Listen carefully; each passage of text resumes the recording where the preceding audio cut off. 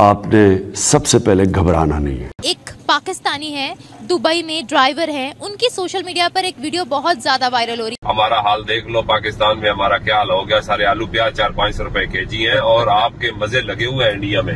ये याद रखना, पूरी धरती पे इस समय पूरी दुनिया में सबसे सस्ता अगर कोई देश है तो वो इंडिया है। वो भी क्यों है? वो मोदी जी के लिए आप दुआ किया करो। ना जिसको पैसे की हसरत, ना किसी चीज की हसरत, ठीक है। अभी उसका कौन है? आप लोग ही हो। वो आपको ही परिवार समझता है अपने मुल्क को। नरेंद्र मोदी की सबसे बड़ी खुसूसियत आपको मैं बताऊं, अभी पिछले दिनों एक वीडियो चल रही थी, वो बता रहा था तोशा खाना से मैंने जितने भी गिफ्ट लिए, मैंने सारे के सारे जो है ना वो उसको बेच के गरीबों की मदद की। मैं अपनी जेब में 1 रुपया नहीं लेके गया। बच्चियों की तालीम के लिए वक्फ। क्या ये इनकी बातों से आप एग्री करते हैं?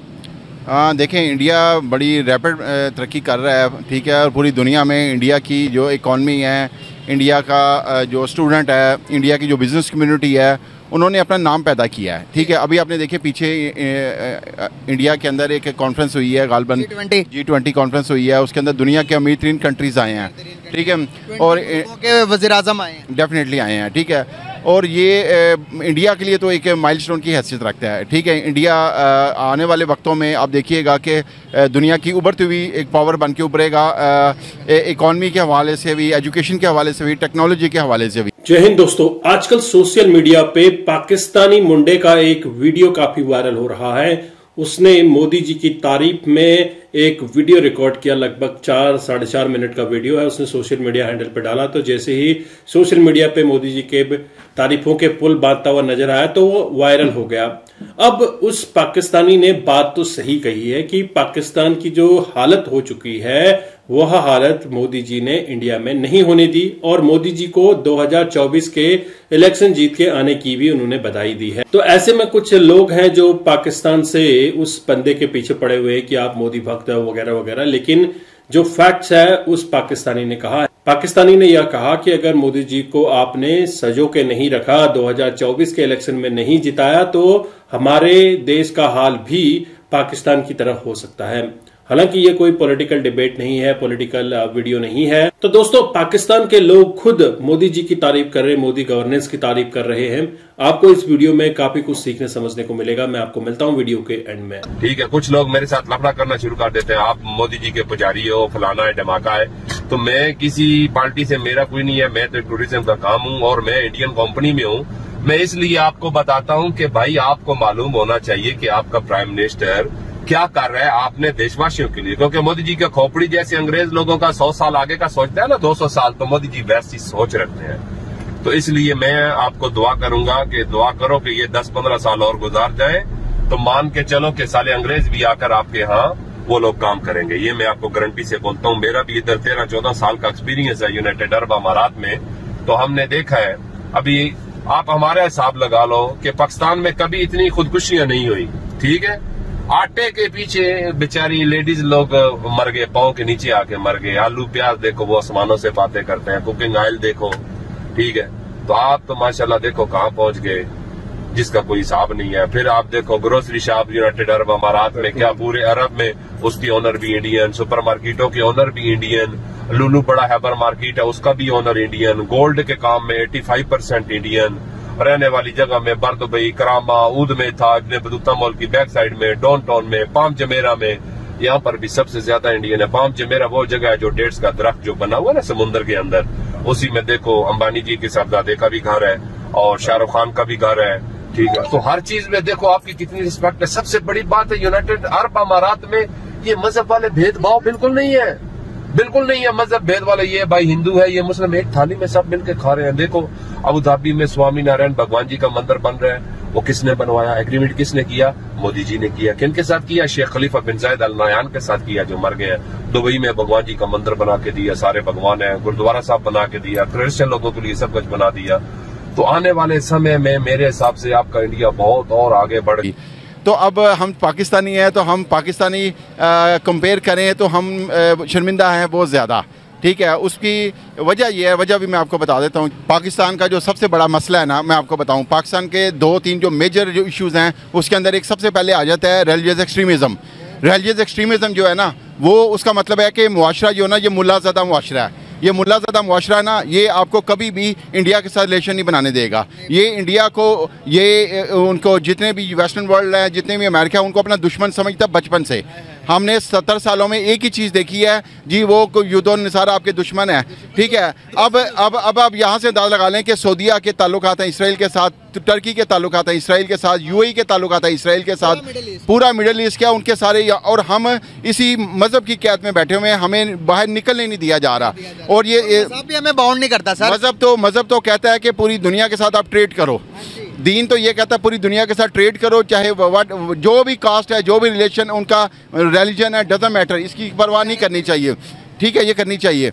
लेकिन यहाँ पर जो मज़हब की कैद है ना, इसने मुसलमानों को जो है ना एक घर के अंदर बंद कर दिया है, इनको बाहर निकलने की इजाज़त ही नहीं है। आप यहाँ से अंदाज़ा लगा लें कि इस हद तक हम डरे हुए हैं, इतने डरपोक हैं। हमारे रूलर्स भी जो है ना वो इतने ज़्यादा हो चुके हैं, रूलर हमारे इतने ज़्यादा फ्रस्ट्रेटेड हैं, इतने ज़्यादा खौफज़दा हैं कि वो मुल्लाओं की इजाज़त के बगैर एक कदम नहीं बढ़ा सकते।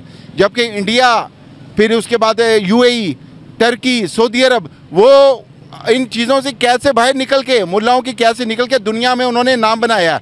पाकिस्तान आज भी थर्ड वर्ल्ड नहीं है, ये फोर्थ वर्ल्ड कंट्री है पाकिस्तान, और उसकी सबसे बड़ी रीज़न है यहाँ पर मुल्लाज़ादा मुआशरा है। ये आपको कभी भी तरक्की नहीं करने देंगे। पाकिस्तान तरक्की उस दिन करेगा जिस दिन मुल्लाओं से निजात हासिल करेंगे। जब तक मुल्लाओं का इस मुल्क में चौधराहट है, उनकी बदमाशी है, ये आपको दुनिया में कभी भी कामयाब नहीं होने देंगे। सर क्या वजूहत देखते हैं आप? दूसरी तरफ यहाँ पर हम इंडिया की बात सुनते, नरेंद्र मोदी की बात सुनते जज्बाती हो जाते हैं, हमारा खून खोलने लग पड़ता है हमारी आवाम। मैं आपको एक बात बताऊँ, बात वाला क्या, इंसान वही कामयाब होता है जो कि तनकीद को बर्दाश्त करता है। जो तनकीद को बर्दाश्त नहीं ना कर सकता, वो कभी भी कामयाब नहीं हो सकता। आपके अंदर ये सलाहियत होनी चाहिए कि आप तल्ख बातों को कड़वी बातों कहते हैं, reality is bitter and uncomfortable. हकीकत जो होती है बड़ी तल्ख होती है, इसको हजम करना किसी किसी के बस की बात है। हमारा जो आपने बात कही है ना कि लोग फ्रस्ट्रेटेड, जो गुस्से में जज्बाती आते हैं, उसकी वजह है, मैं आपको उसकी वजह बताऊं। हमारा मुआशरा तकरीबन मोर देन 75% या मोर देन 80% जो है ना वो एक्सट्रीमिज़म है। हम रिलीजियस एक्सट्रीमिस्ट सोसाइटी हैं, हम मजहबी इंतहापसंद सोसाइटी हैं कि हम लोग जो है ना, मुल्लाओं ने हमें इतनी ब्रेन वाशिंग कर दी है, इनकी इतनी ब्रेन वाशिंग कर दी है हमारी, कि हम लोग जो है ना बच्चा चलता फिरता बरूद बन गया इस मुल्क का। कि ये वेस्टर्न वर्ल्ड को देखें, मैं आपको सबसे बड़ी एक शर्म वाली बात बताऊं, हम वेस्टर्न वर्ल्ड के, हमारे मुल्ला वेस्टर्न वर्ल्ड के लिबास से नफरत करते हैं, नफरत नहीं हसद करते हैं, उनकी टेक्नोलॉजी से, उनके कल्चर से, उनकी ज़ुबान से, उनके रहन सहन से इतना हसद करते हैं, इतना हसद करते हैं कि इन्होंने ये जहर नौजवानों में भी मुंतकिल कर दिया है कि अब ये आलम आ गया कि आप किसी के सामने कहें कि योदो वेस्टर्न वर्ल्ड जिंदाबाद, तो आपके पीछे बढ़ जाएंगे, मार देंगे आपको। ये इस मुल्क को, आपको मुल्लाओं से निजात दिलाए बगैर आप आगे नहीं बढ़ सकते। लेकिन मसला ये है कि हमारे जो हुक्मरान हैं, चाहे वो इमरान खान है, चाहे वो नवाज शरीफ है, चाहे वो जरदारी है, या चाहे आर्मी है, वो मुल्लाओं की मर्जी के बगैर एक इंच नहीं चल सकते। इस हवाले से कि हमें वेस्टर्न वर्ल्ड के साथ रिलेशन मजबूत कैसे होने चाहिए। मुल्ला अपनी चौधराहट दिखाएंगे, ज़रा सी बात के ऊपर सड़कों पे आ जाएंगे, अपने घर को आग लगाएंगे, और दुनिया तो तमाशा देखेगी कि वो आप नुकसान अपना कर रहे हो, उनका कुछ नहीं बिगड़ा।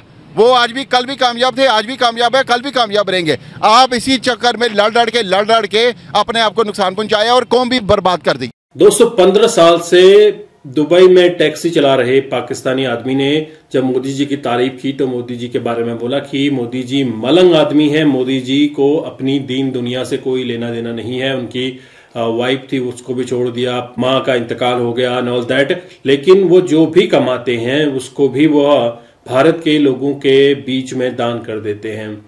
मोदी जी को जितने भी गिफ्ट्स मिले हैं, मोदी जी अगर कहीं भी जाते हैं तो गिफ्ट्स दिए जाते हैं, तो वो सारे गिफ्ट्स बेचकर बच्चियों की एजुकेशन में, गरीबों के परिवार के लिए वो दान करते हैं। हर साल उनका ये कार्यक्रम चलता रहता है। मोदी जी जब से मुख्यमंत्री बने हैं और प्रधानमंत्री बने हैं, लगातार उन्होंने ये काम किया है और ये काम उनका दिखता है, दुनिया देखती है। तो इसीलिए मोदी जी के बारे में उनका जो बोलना था सही था। मैं मानता हूं कि मोदी गवर्नेंस में काफी अच्छे काम हुए हैं। और इंडिया की जो रैपिड ग्रोथ है, इसके बारे में भी बोला गया है कि इंडिया लगातार ग्रोथ करेगा in terms of economy, technology, education. लगातार भारत में ग्रोथ हो रही है और भारत एक सुपर पावर बनकर उभरने वाला है, ऐसा पाकिस्तान के लीडर्स का, पाकिस्तान के लोगों का कहना है। जो अवाम पाकिस्तान में थोड़ा सा भी अवेयर है, वो जानती है कि क्या सही है, क्या गलत है।